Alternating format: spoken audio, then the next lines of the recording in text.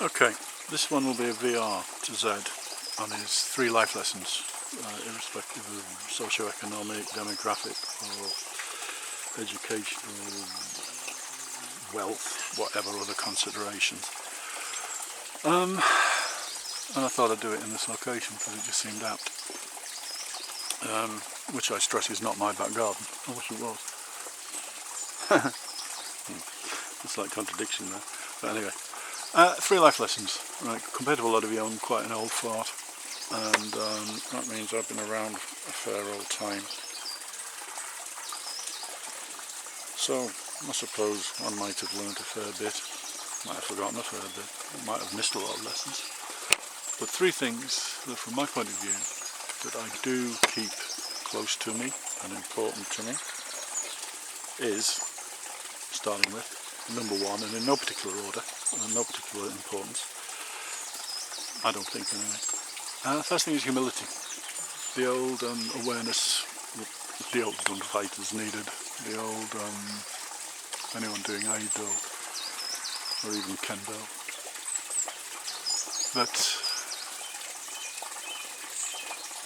there's always someone better or faster or cleverer or whatever than you are. And that isn't to say give up, don't try to improve. What it is don't get big-headed about whatever it is.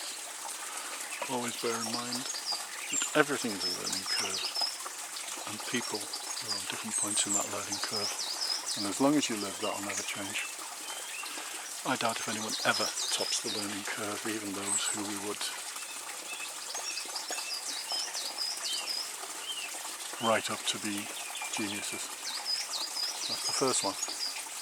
Humility. Always bear in mind you are where you are. There's always somewhere else to go. There's always people who've gone further. There's always people who've learnt more. There's always people you can learn from. Never assume that you're the cleverest, the best, because you shut down your willingness to learn, your willingness to acquire knowledge, your willingness to acquire better abilities, more capabilities.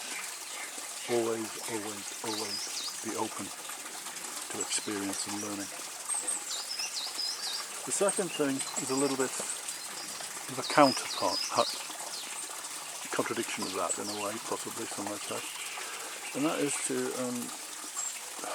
try to avoid self-pity at every cost. Be aware, in this world there's always so many people worse off than you are. There'll be a lot better off than you are, a lot who have more, can do more, a lot who've achieved more. But at every turn in life, there are people who are far worse off, have to endure far more, have far less, can do less, will experience less. The more you can experience, the more of an advantage your life has experienced, the more advantage you've experienced, and the better off you are in terms of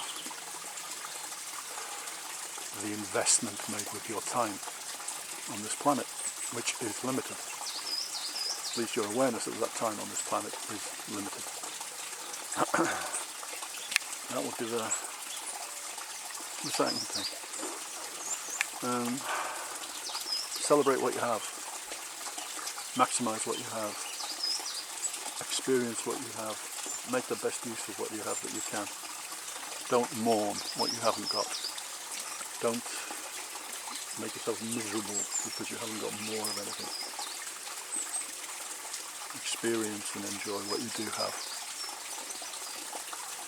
And the third thing, it's an often misquoted thing by someone who's often accused of being an absolute Nazi, which is a little bit unfair, seeing as he wasn't even really involved with them at all. It's just some of them liked his work.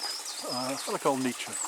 I'll paraphrase him. He's been paraphrased so much I doubt if he'd mind me paraphrasing him a little more. He actually, part of his writings basically said something along the lines of what doesn't kill you makes you strong. It's been represented as what doesn't eat you makes you strong, what doesn't harm you makes you strong, or anything that hurts you makes you strong, you know. Basically, I think there's a lot to be said for the core of that thought, that tenet. If you survive it, it can give you strength. Now, that doesn't mean whether it's mental situations, physical situations. It ties in a way with what I said earlier about there's always someone worse off than you. If you suffer illness and you come out of it, even if you are less able than you were before, look in terms of what you're able to do, because if you're breathing, if you're capable of doing pretty much anything, you're still working at an advantage over a lot of other people. I lost some very dear friends when I was very young. Several dear friends when I was very young. And that started me on the track to thinking, I need to be grateful for what I have, not angry or aggressively disillusioned about what I haven't got. That started me off. I also had a sister died when she was 51. She's a lot younger than, well, 8 years younger than myself. And the loss of her compounded that it fits in a little bit with the seize life, live life, carpe diem. Always celebrate what you have, how you are, not how you want to be, not how you were. Because as long as you can experience life and experience what life can offer you, you're ahead on points. And that is the three things. My 3 lessons: operate with a level of humility, which keeps a healthy awareness of the possibility to always learn, always carry on learning. Remember, there's always someone worse off than you are, and I would sum up that as aspire to achieve what you need. Never aspire to serve in a greed, because that'll only bring you unhappiness. No matter what you achieve, you'll always want more. The third thing, stick with old Nietzsche, or at least borrow some of the thought. If it doesn't kill you, it's still on the go, it's still alive. Be stronger for the experience of it.